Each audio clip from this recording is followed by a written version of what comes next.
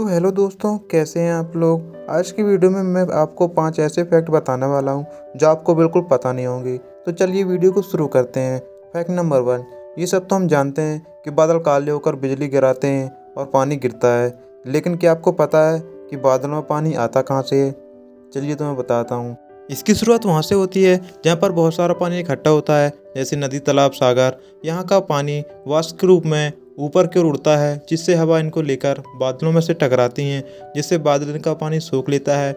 जब बादल में पानी इकट्ठा हो जाता है तो ये काले दिखने लगते हैं और यही काले बादल एक दूसरे से टकराते हैं, जिससे बिजली उत्पन्न होती है और वहाँ का पानी बूंद के रूप में नीचे की ओर गिरने लगता है, जिसे हम बरसात कहते हैं। इसे हम इस तरह भी समझ सकते हैं, जिससे हम खाना बनाते हैं और ढक्कन को ढक देते हैं। जब खाना गर्म होता है तो उसकी भाप ऊपर जाते हैं, जो ढक्कन में चिपक जाती है, और ढक्कन खोलते हैं तो वहाँ पर पानी इकट्ठा होता है। तो फैक्ट नंबर 2, ये बात तो हम सभी लोग जानते हैं कि इस दुनिया में सबसे बुद्धिमान जीव या फिर समझदार जीव इंसान होता है। पिछले ज़माने से लेकर आज के ज़माने तक के लोग इतने डेवलपमेंट हो चुके हैं कि ये धरती पर ही नहीं, ये दूसरे ग्रह पर भी आसानी से जा सकते हैं। लेकिन क्या आपको पता है कि हमारे बाद भी इस दुनिया पे एक ऐसा जीव एग्जिस्ट करता है जो मानव की तुलना में थोड़ा कम समझदार होता है? क्या आपको नहीं पता? तो चलिए मैं बताता हूँ। तो उस बुद्धिमान जीव का नाम डॉल्फिन है। जी हाँ, इसका IQ लेवल 5.6 होता है। ये ज़्यादातर हमेशा ग्रुप में रहती हैं और ये ग्रुप में एक दूसरी सीटी बजाकर बात करती हैं, इसलिए वो इंसानों की भाषा भी बहुत जल्दी से सीख लेती हैं और इंसान पैसा कमाने के लिए इन्हें इनसे शो भी कराता है। ये फैक्ट जानकर आपको कैसा लगा कमेंट में ज़रूर बताइएगा। चलिए तो अगले फैक्ट के बारे में देखते हैं। फैक्ट नंबर 3, ये तो हम सब जानते हैं कि लाइट से चलने वाले चूल्हे को इंडक्शन कहते हैं, लेकिन क्या आपने कभी सोचा है कि इंडक्शन बर्तन को कैसे गर्म करता है?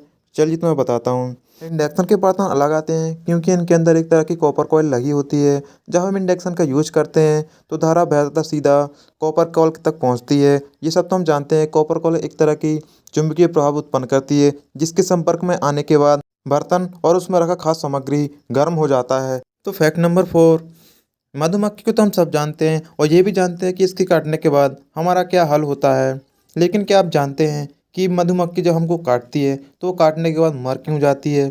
चलिए तो मैं बताता हूँ।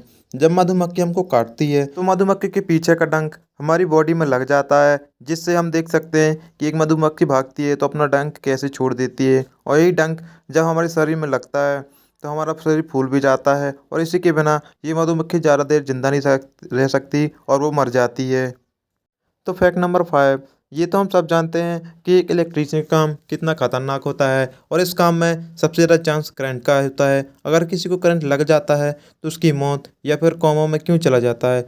चलिए तो इसको विस्तार में समझते हैं। आमतौर पर हमारे घर में 120 वाट की बिजली आती है, मतलब 15 एम्पियर, और बड़े खंभों में 1000 एम्पियर तक की बिजली आती है, जो कि हम नीचे से आसानी से सुन सकते हैं। चलिए तो देखते हैं कि करंट लगने से आदमी की मौत क्यों हो जाती है। जब आदमी को करंट लगता है तो उसको साइंस की भाषा में एट्रियल वेंट्रिकुलर फाइब्रिलेशन कहते हैं, मतलब दिल का सही तरीके से काम ना करना। ऐसे में हमारा दिल ना तो पंप कर पाता है, ना तो खून को रोक पाता है, जिसकी वजह से हमारी मृत्यु हो जाती है। और कमेंट करके बताइएगा कि मेरी वीडियो आपको कैसे लगी, और जाने से पहले आप मेरे चैनल को एक बार जरूर सब्सक्राइब करिएगा। तो चलिए मिलते हैं अगली किसी वीडियो में।